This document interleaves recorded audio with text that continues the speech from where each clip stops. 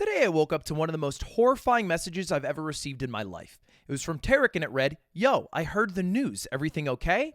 And like every other self-respecting 28-year-old, I went to Twitter to get my news. And I found out that it all stemmed from this tweet from Moist Esports that says, "Huge news. Esports is always wetter together and we're taking a plunge with Shopify Rebellion." And the tweet basically sums up that Moist and Shopify are teaming up in Valorant to create one team together in 2024. And because the name Moist x Shopify was what it is, people immediately started suspecting that I was getting cut out or dropped from the name or maybe pulling out from esports altogether. So I'd like to say very clearly right now, fuck no. Absolutely the fuck not. I feel very much like this is my team, and if anything, the moment I saw this clip, I have been locked into Valorant specifically for life. Unless you only get to enjoy the Broctagon, right? You don't get to leave it. The Broctagon is an experience of life. Hold up. Gotta turn the flash. Yep. Wait, one more. Okay. Seriously, the highest joys I have had is not only watching this team play, but hanging out with a team and getting to see them grow as people and players. I get a lot of joy out of it. It gives me a lot of value in my day-to-day life. So there's no way that I wanted to leave this. But you might be asking, okay, well, what is this merger? What is happening? Why is Shopify involved? And what happened to Moguls? You're wearing the goddamn jersey after all. And I'm going to explain all of that in this video. For starters, it's worth noting that our team was really fucking good. We ended up getting third place. Our final match, we lost to the Guard. We fell a bit short of our goal of ascending to a tier 1 team, but we did well. We did very well. So well, in fact, that our players were 4 of the top 15 players in all of Challengers, 3 of the top 10. Like we were nasty. And it was a little concerning because we were so nasty that all of our players were getting offers from other teams, which makes sense. And I always told the players, hey, I cannot compete if you are getting an offer from a tier 1 team, but if you're getting an offer from another Challengers team, not a tier 1 team, a team that's trying to promote, then I want to do everything in my power to keep you on board. And there's one team in specific that was doing a damn good job of luring a few of our players over, or at least flirting with them, and that was Shopify. Basically, it all started because after the season ended, a couple players from Moist, like Flya and Brock, started doing games with people from Shopify, like Mata, Vic, and Moose, and they were winning a lot. Like almost every single game they played, this team, Lobster Fishers, won. You can see the results yourself. It's insane. And after those results, the guys all thought, well, hey, we want to play together. So I hatched an idea. I called the head of Shopify Rebellion, Jeremy, and I said, look, there's people on your team who are very good, people on my team who are very good. They clearly like playing together. We should keep them together rather than fracturing this relationship. I don't have the money to do it. Let's do an Airbud situation. Let me be the little boy, all right, who's saying, hey, guys, come here. I have a great YouTube channel. I'm really good at vibes.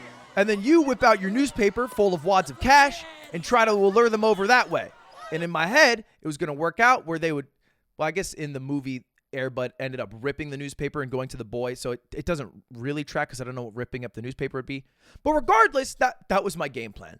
But Jeremy, the head of Shopify, is a lot smarter than I am and also a much better person because his idea was, hey, rather than airbutting and leaving someone completely fucked, let's combine forces, which is exactly what we did, and I'm happy to announce that we now have an MXS roster that includes Thief, Flya, and Brock from Moist, and now Mata and Vic from Shopify, who are all going to be under one label, which is very simply known as MXS. And I tweeted this out just to assuage the world who might not know. The rumors are true. I spent $500K of Charlie and Shopify's money to create the best Valorant team in the goddamn world. And I do believe, by the way, this is not the best Valorant team in Challengers. It's the best Valorant team in the world. These people are fucking nasty. We also have an insane coaching staff with Odorous and Mac, and I really believe in our chances to not only ascend, but to do insane shit in the Valorant space, in the ecosystem.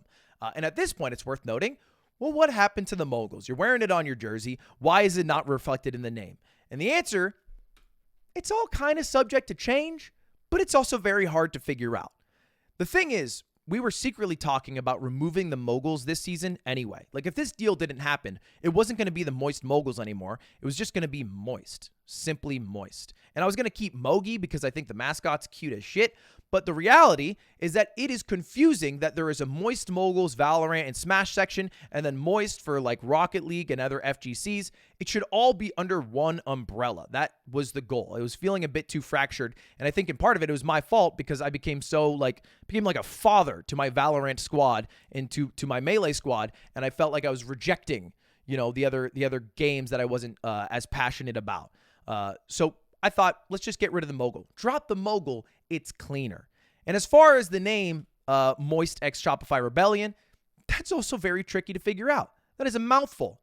And it can't be Moist Moguls X Shopify Rebellion because you're going to be there a whole damn year saying the name. So in my mind, the best name is MXS. And it should be referred to as MXS because it is very unique from the rest of the Moist entities and the rest of the Shopify Rebellion entities. I've seen some people throw out Moist Rebellion. Maybe that's something we can think about. Again, it's all subject to change, baby. But I am happy to introduce Mogi and his new companion, Rebel, who's like the flame version of Mogi. And that, hopefully, will not get us a C and D. Anyway, that's the big news. And now the question you might be wondering, why Shopify? Is it just because they have a big old bag of money? And it is true. Shopify is a very rich company. But that's not it. I have been offered, and this is real, $40 million to be the lead of another esports team before, to become the CEO. And I rejected. I turned it down. I'm not going to say who because I don't want to flame them. But it's not about the money. It's about understanding that the person who I'm partnering with believes in the same vision I do to hopefully get the same results that I want. And if we're not aligned, if we don't believe, or if they don't believe in what I want to do, then I don't feel free, right? Like, I don't care about getting paid more money personally. I'm set for life, baby. I'm good. All I care about is having enough money to do the things that I think are dope and good by the people around me. And Jeremy and the Shopify team felt like great partners to achieve that. And they're proving that themselves because today they announced that they're joining the LCS. So, I mean, straight up, the fact that they are willing to buy TSM's slot and join NALCS, which many people are fearing to do, I think is a good thing because I think LCS needs a bit of a rejuvenation. And so it basically comes down to my goals. And at this point, I just got to tell you, I got to come clean. My goal is to change Riot Games' ecosystem as it is right now. I'm not happy with it, and I've been very vocal about this, so I don't mind it. I'd like to preface by saying I like the people who work at Riot. I like the games that Riot makes, and I think Riot does a generally good job.